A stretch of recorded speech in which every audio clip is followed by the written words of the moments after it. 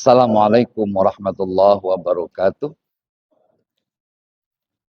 Bismillah walhamdulillah. Alhamdulillahilladzi bi ni'matihi tatimmus shalihat.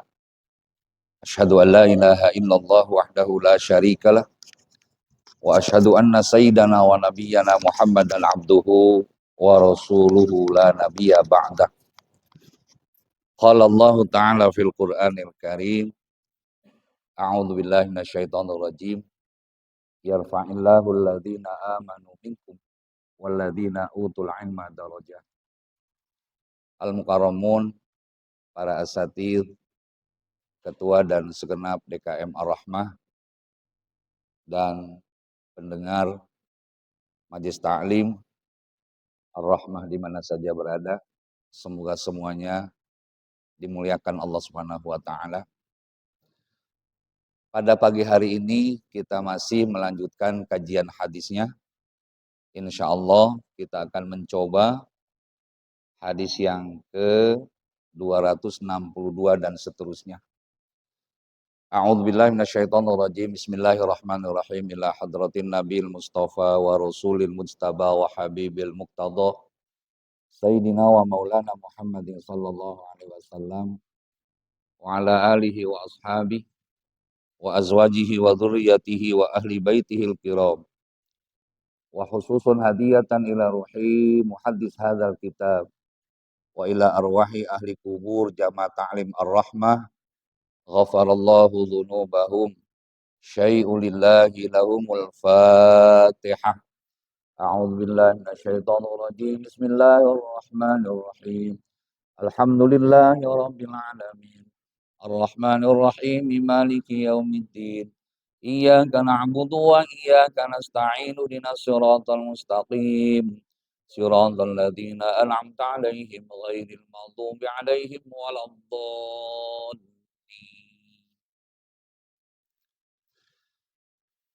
A'udzu billahi minasyaitonir rajim. Bismillahirrahmanirrahim.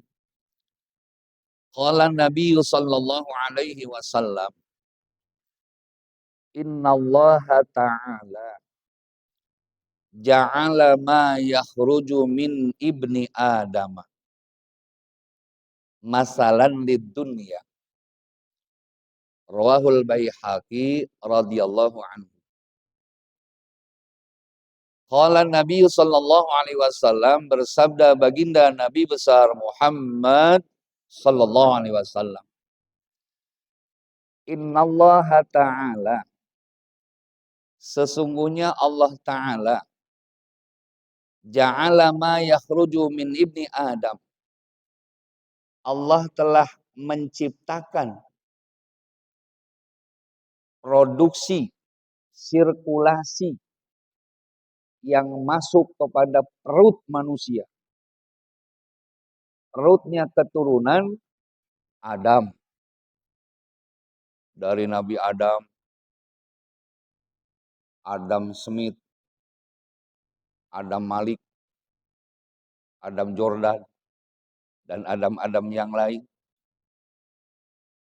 Masalah di dunia tidak jauh yang nantinya keluar kotoran dari perut manusia, dan itulah fitrah manusia di alam dunia. Rawahul Baihaqi, hadis ini diriwayatkan oleh Imam Al-Baihaqi, semoga Allah ridho padanya. Amin. Sambil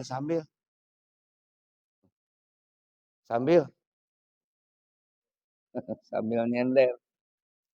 Kembali. Innallaha ta'ala ja'ala ma yakhruju min ibni Adam. Allah Ta'ala telah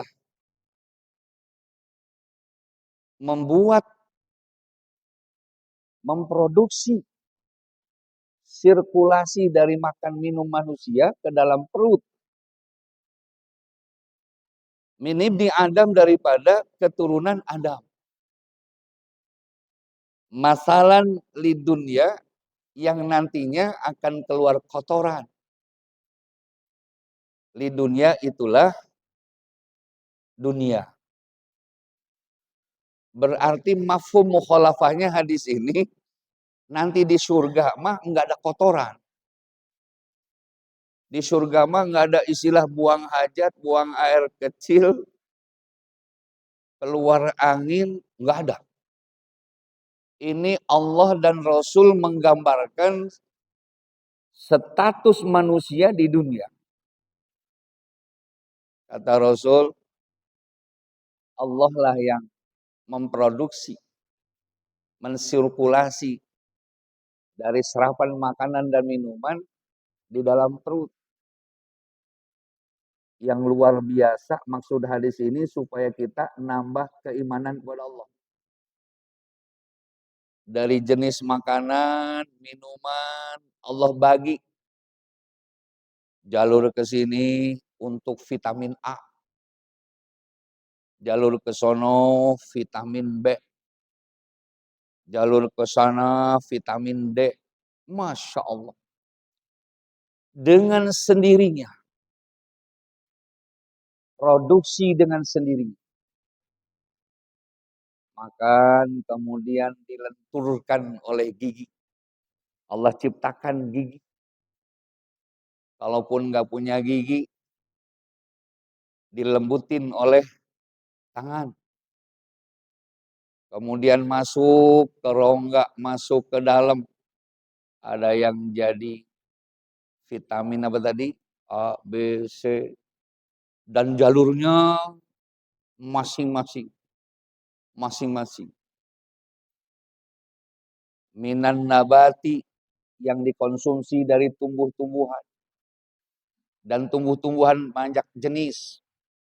Ada yang mengandung vitamin A, vitamin B, vitamin C. Subhanallah. Itulah Allah. Maka kata Rasul, ja'ala yakhruju min ibni Adam.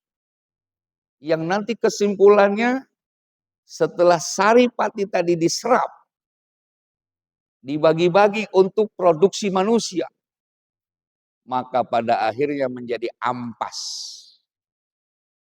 Keluar, dikeluari. Masya Allah. Nikmat banget ngeluarinnya, betul-betul. Apalagi yang biasa pusing. Istilah orang menes, ngalepus bari ngising. Di toilet, sampai habis 2 batang. Menikmatin. Ada laki yang diomelin bini mulu karena cerewet bininya. Lakinya bilang bodoh amat, masuk kamar mandi ngerokok tuh nenek-nenek. Ayo ngomong itu. Waduh, subhanallah. Itulah manusia. Nanti dihalusin oleh mesin di dalam perut namanya ginjal. Bukan hanya mobil yang punya ban serep, ginjal juga 2. Jadi pekerjaan ginjal itu nanti numbuk halus. Makanan minuman yang masuk ke perut dibagi-bagi sama ginjal nanti. Waduh, kesana kemari.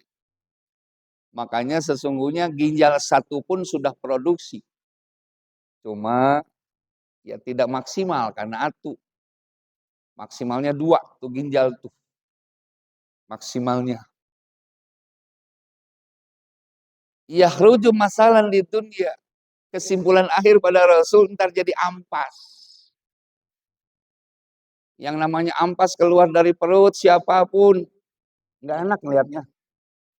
Aroma juga nggak enak. Walaupun dia raja. Walaupun dia presiden. Walaupun dia ustadz. Sama semuanya. Yang artinya itulah sirkulasi hidup. Bagaimana tadi kita mengkonsumsi supaya produksinya ini ya segar, sehat. Bagaimana hasil produksinya itu lebih kuat. Tergantung kepada diri kita sendiri. Ini kan lain manusia kadang-kadang sesuatu yang dilarang justru dia memakannya, meminumnya. Itulah manusia. Terkadang ya seperti itu.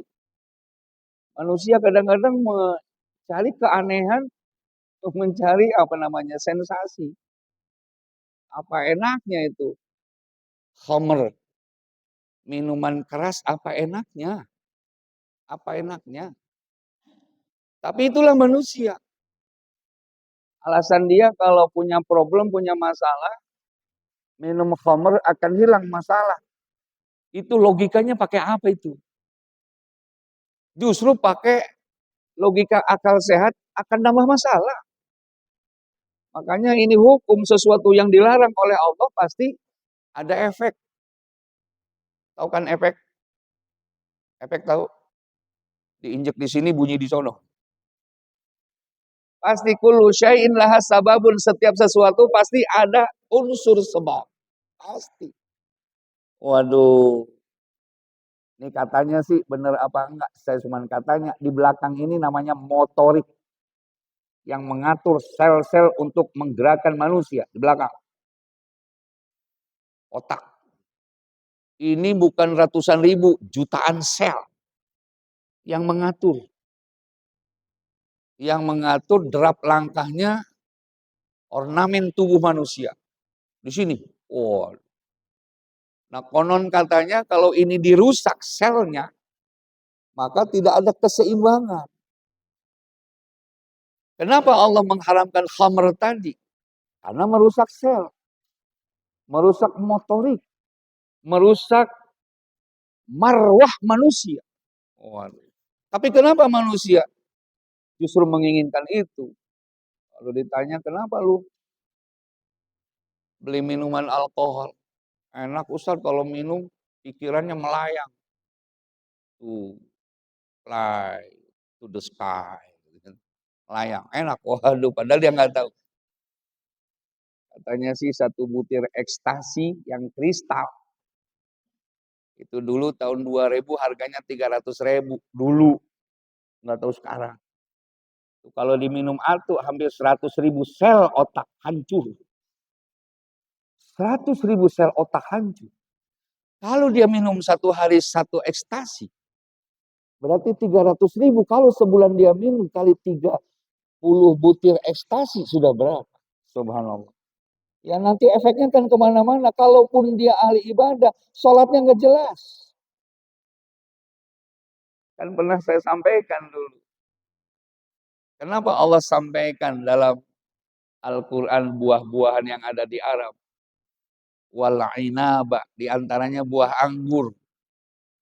Buah anggur itu tumbuh subur di Jazirah Arab. Orang Eropa itu belum menemukan inovasi bagaimana buah anggur diapain. Orang Arab yang pertama. Maka 13 tahun Rasulullah dakwah di Mekah. Adat istiadat orang Mekah, sarapan pagi aja minumnya anggur. Apalagi makan siang. Kenapa? Saking tadi Allah limpahkan. Allah limpahkan. Kata orang Arab nih, kalau dimakan buah anggur biasa saja nih kurang inovasi.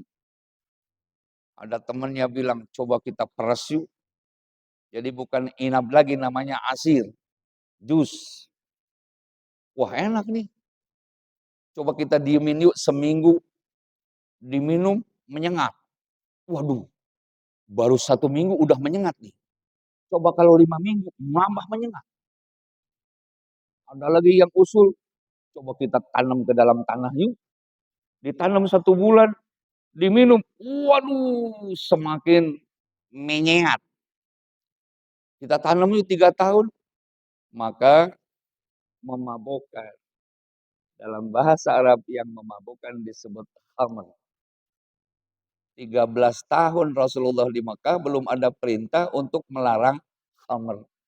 Karena adat kebiasaan bangsa Arab, jangankan makan siang malam, sarapan pagi aja sama khamr.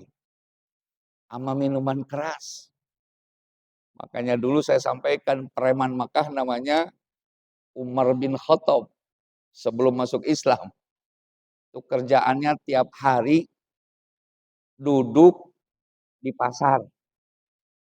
Tempatnya khusus. Di depan meja. Sebelah kanan pedang. Sebelah depannya kaleng. kaleng kosong. Terus minuman, ngeberes. Tiap hari begitu. Itu yang punya lapak, yang punya toko, ngantri. Ngantri ngasih duit. Tiap hari. Terus, coba-coba kalau ada toko, lapak satu kagak ngasih. Jangankan lapaknya hancur, orangnya angus.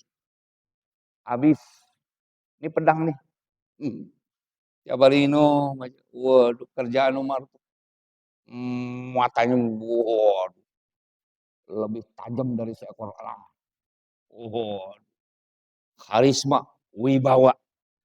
Siapa enggak kenal dengan Umar bin Khattab? Kira-kira ada orang yang nyadain, lu ada salam dari Umar, langsung mencret itu orang. Kira-kira begitu. Kira-kira begitu. Maka Rasulullah kan berdoa, ini sahih.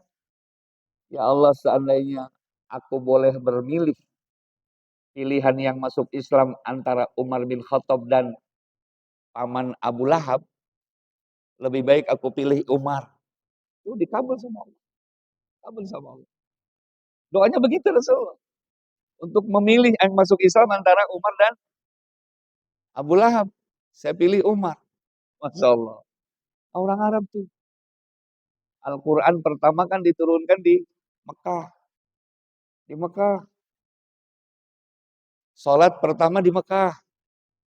Ketika dalam publikasi sholat mulai disampaikan ke sahabat-sahabat, ya masih ada sahabat yang doyan mabuk. Kebetulan sedang mabuk dia sholat. Orang mabuk sholat kayak apa ya? Nggak jelas pastinya. Takbiratul ihramnya nggak jelas. Fatihahnya nggak jelas. Nggak jelas. Turun tuh ayat dari Allah. La taqrabus sholata wa antum sukara. Jangan kalian mendekati tempat sholat jika kalian sedang mabuk. Ada di situ klausul diharamkan, dilarang. Nggak ada tuh. Cuma nggak boleh mendekati masjid kalau lagi mabuk. Berarti mabuk masih boleh kan? Ya ini media dakwah seperti ini.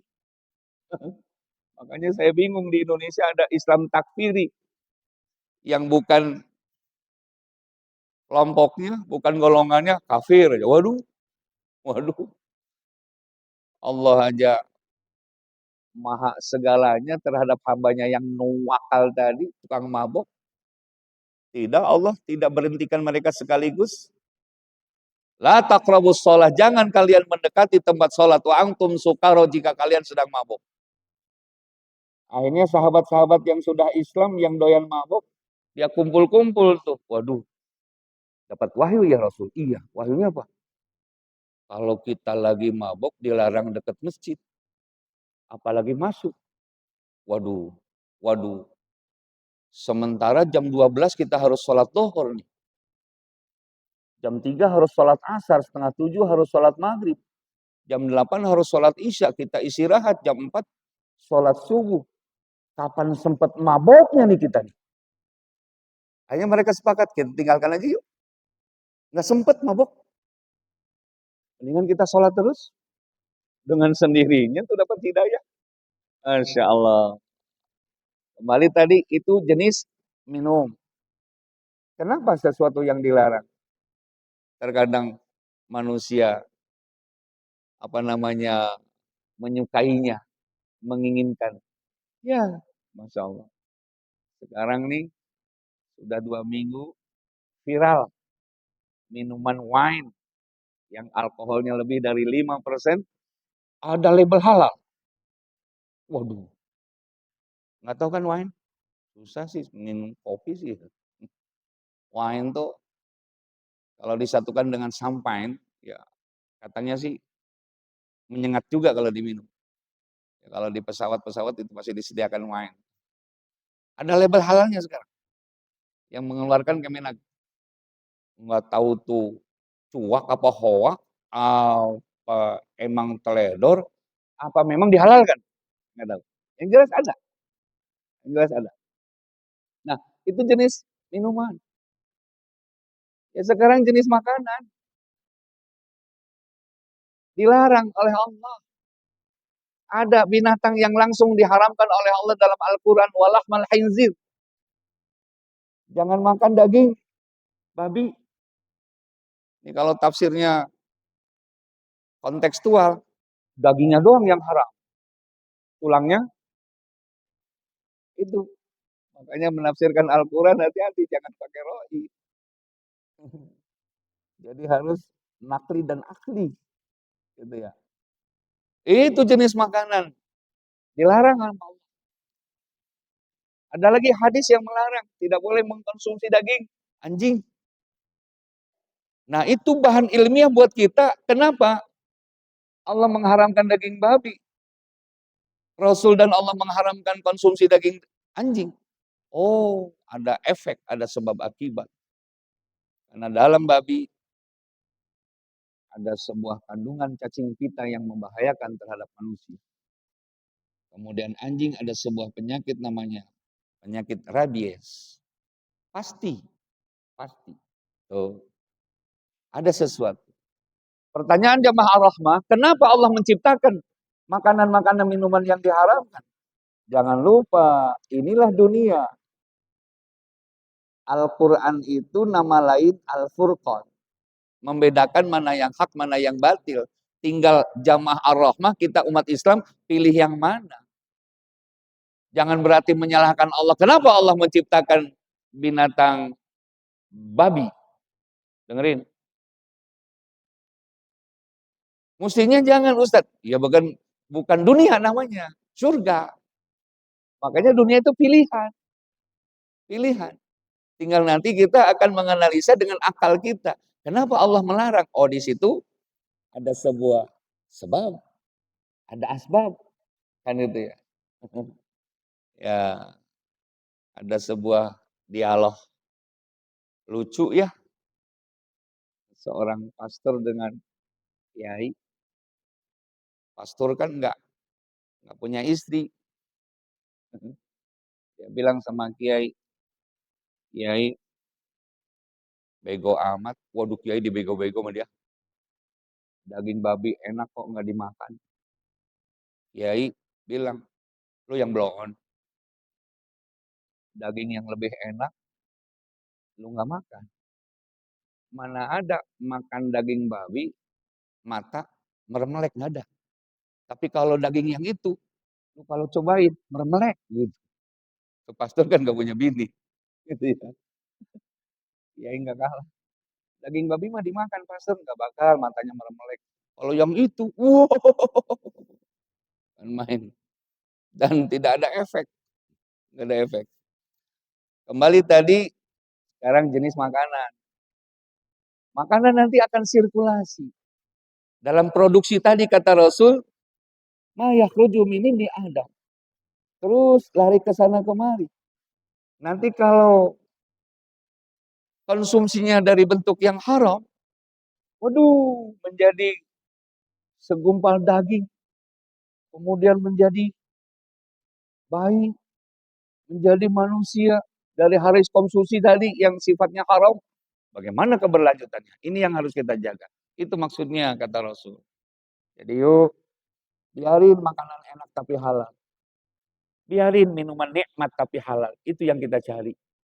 Itu yang kita cari.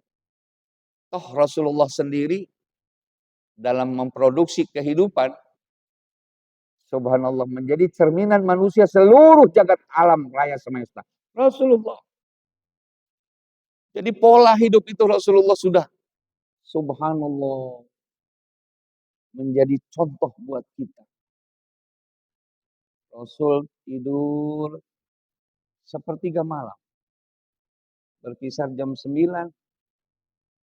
kemudian bangun nisful lail, sekitar jam 1. Beliau bangun, sholat. Sedikit yang beliau kerjakan sholatnya cuma 1000 rakaat. Subhanallah. Minimal Rasulullah 8 rakaat malam dan 3 witir. Maka sepakat hadis disebut dengan qiyamul lail. Nanti Rasul istirahat menjelang fajar shadiq. Tidurannya Rasul dengan tangan kanan sebagai bantal, menunggu Bilal azan. Kemudian Rasul setelah sholat subuh datang wahyu, fa idza qudiyatis shalah fangtasiru. Ini tafsirnya kalau kalian sudah menyelesaikan sholat subuh fangtasiru, bertebaran di muka bumi. Persiapan Rasulullah. Paling Rasulullah sarapan dengan halawat, dengan manisan, madu, air susu, susunya etawa, susu kambing. Berangkat Rasulullah kemana? Ke lapak, orang pedagang. Pulang Rasulullah. Kapan? Sepertiga siang. Jam 9, setengah 10 Rasulullah duha. Duha. Jadi afdolnya duha itu tadi, sepertiga juga. Walaupun begitu tiba matahari, boleh duha, tapi cuman mubah. Boleh. Tapi afdolnya mubah, atau afdol duha itu, qadra rumhin, matahari setumbak. Kalau kita hitung jam 9, setengah 10, itu waktu duha yang afdol. Boleh jam 10. Setelah itu Rasul ke lapak lagi. Kemudian kembali Ubail duhr. Pakai tasgir. Ubail indah zawal. Jadi setengah 12 menurut kita. Makan siang Rasulullah. Taghadda. Makan siang. Tuh. Makannya Rasulullah dengan 3 jari. Ibu jari, telunjuk, dan jari manis. Yang 2 dilipat. Tuh. Ada nggak jamaah Ar-Rahmah makan begitu ya? Iya. Iya pasti nggak ada lah orang makannya sayur. Apalagi daerah sono ya. Nasi sama sayur disatuin. Waduh, nggak bisa makan tuh saya daerah mana, Magetan Ngawi sana ya, satuin. Waduh, gimana makannya nih? Ya Rasul makannya ya tadi, roti, gandum, dan kebuli, biryani, nasi mandi. Waduh, tahu nasi mandi? Nasi mandi tahu? Nasi dibawa kamar mandi. Selesai dah Rasul. Makanannya dilenturkan dengan qobliyah zuhur 4 rakaat. Walaupun kata Imam Syafi'i 2 rakaat sunatan muakkadan, yang 2 rakaat sunatan adiyan. Dilenturkan. Makanya zuhur qobliyahnya berapa rakaat tadi? 4.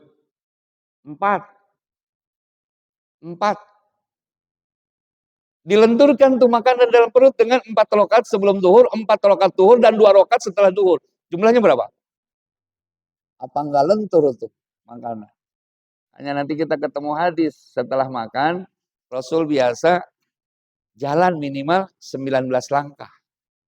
Kata Imam Muslim 29 langkah. Atau sholat 2 rakaat untuk melenturkan makanan dalam perut. Itu kebiasaannya Rasulullah. Potongan model kita makan siangnya sebelum duhur apa setelah duhur ya?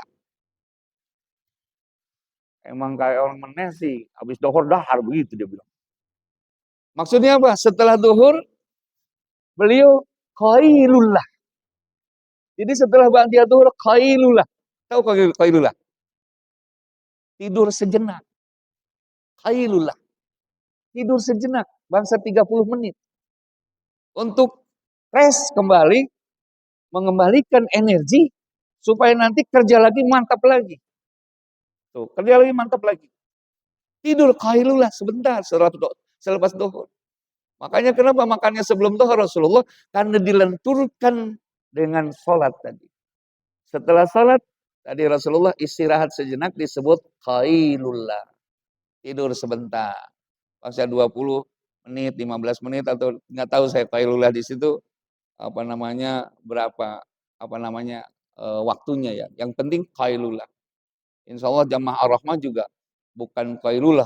Qailullah. Tidur siangnya bangun Iya, yang asar. Coba bangun jam 5, kan gitu ya. Nah, kita simpulkan masalah di dunia. Setelah itulah manusia membuang kotoran. Aduh, Masya Allah. Mana ada manusia bisa memproduksi seperti itu. Subhanallah. Kalau kita merasa diri kita ini milik Allah, maka pasti kita akan mensyukuri nikmat dari Allah. Coba, ada orang diminta sama Allah dari 100.000 cuma 2.500 punya Allah. Dari 1 juta cuma 25.000 punya Allah. Dari 10 juta cuma 250.000 punya Allah. Dari 100 juta cuma 2,5 juta punya Allah. Pakai pelit-pelit amat lu pada. Padahal kata Allah, hei malaikat, tuh si Fulan, coba 3 hari aja nggak keluar angin dari perutnya. Nggak keluar angin dari pantatnya. Waduh, dioperasi tuh berapa jadinya? Kata dokter, kenapa Pak? Ini 3 hari 3 malam nggak kentut, nggak keluar angin. Waduh, terus ini perutnya keras. Oh, aduh, operasi. Berapa biayanya? Ya tinggal pilih operasinya. Kalau di sini sekian, sini sekian. Yang paling murah berapa? 12,5 juta. Oh, nggak bisa tahu. Kalau ditawar nanti keluarnya sedikit. Iya. Nggak bisa keluar angin di operasi, bro. Ada nggak orang yang nggak bisa keluar air kencing? Ada nggak? Operasi, bro. Tuh. Nah ini, kita patut syukuri sama Allah. Makanya, jamaah rahmah supaya jangan dioperasi, keluarin aja anginnya. Terus aja, terus aja. Terus, keluarin anginnya. Ayo, kalau yang mau keluar silakan, silakan. Keluar sono. Nah, kita simpulkan hadis tadi, mudah-mudahan menjadikan satu tarbiyah buat kita bahwa sirkulasi makan yang kita konsumsi mudah-mudahan dari jenis yang halal. Kulu washrabu halalan thayyibah. Makanlah dan minumlah kalian dari jenis makan dan minumnya yang thayyibah, yang halalan thayyibah. Yang halal artinya tidak ada sangkut paut dengan milik orang, milik sendiri. Allah ngasih rizki, itu halal. Thayyibah, yang baik-baik. Disuruh yang bergizi. Jauh sebelum 4 sehat 5 sempurna konsep manusia, Allah sudah punya konsep dalam Al-Quran disebut thayyibah. Makan yang baik-baik. Ngapain yang mengandung racun kok dimakan? Aneh-aneh aja. Pulang lebaran, malam takbir di kampung. Wow, mentang-mentang dari Jakarta. Bawa minuman ke kampung. Orang takbiran dia mau pada ngegeletak minum. Waduh. Ada lagi yang dioplos sama air mentah, campur autan, pakai spiritus diminum, mampus. Aduh. Dulu yang mabok itu kan namanya keren, si Pelik John, gitu kan. Siapa lagi? Si Robert.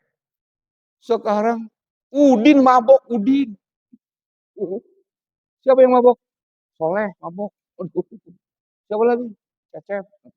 Terus Ujang. Terus terus Arjo. Aduh, Masya Allah. Dulu makan pantas, yang mabok kan turunan Belanda sono, tukang mabok kan gitu ya. Sekarang malah lain yang mabok tadi, Masya Allah.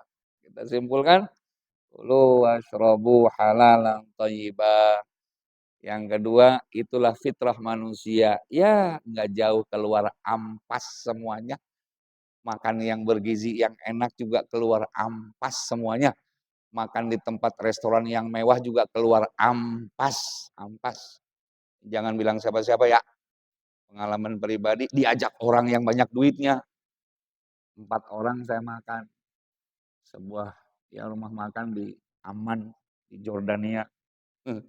Saya diajak, saya lihat bilnya berapa tuh ya, sekitar 450 dinar.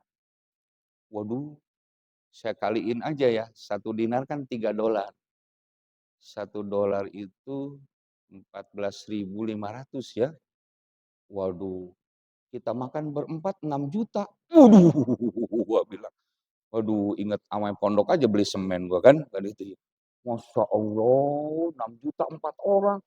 Aduh, potongan model begini mah makan nasi liwet, dimasak pakai kayu bakar. Udah kering nasinya, masukin pucuk singkong, ikan petek dipanggang, taruh di atas daun. Itu keraknya dikasih air mentah dari sumur yang bening buat minum. Dibecek terasi merah, ame rampai, tahu rampai tomat kampung yang kecil tuh.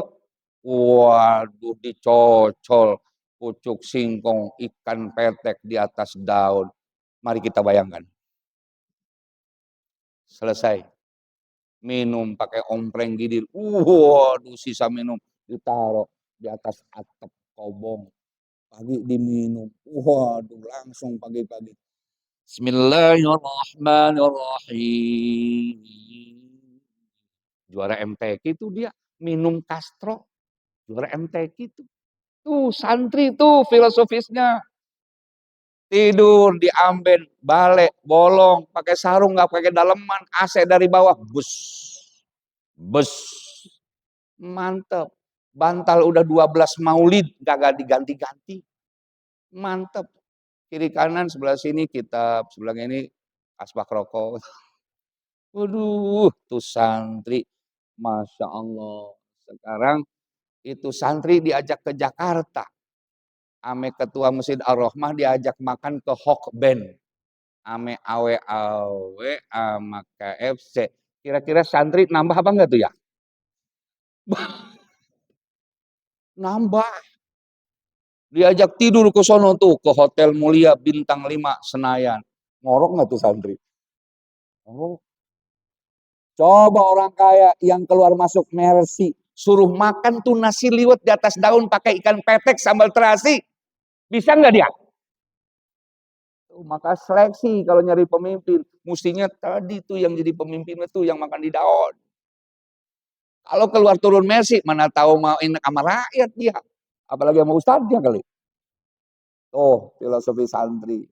Makanya santri insya Allah menjadi primadona.